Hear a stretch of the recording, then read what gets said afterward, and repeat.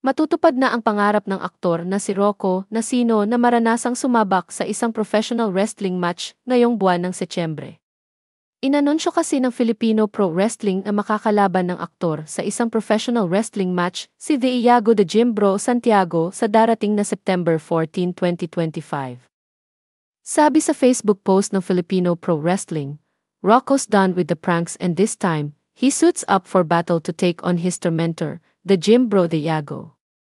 Will Nacino Hit's natural athleticism and experience be enough to be victorious, or will the Iago prove that he is the ultimate wrestler to watch out for?" Ang professional wrestling, ayon sa Top End Sports, ay isang wrestling style at isa ring uri ng entertainment. Sabi pa ng Top End Sports, it involves stage performances that blend elements of athletics, drama, and storytelling. Ibinalita ng GMA Integrated News na mayroong storyline na sinusunod ang mga professional wrestler, kaya pinayuhan ang viewers na huwag gayahin ang napanonood nila sa screen.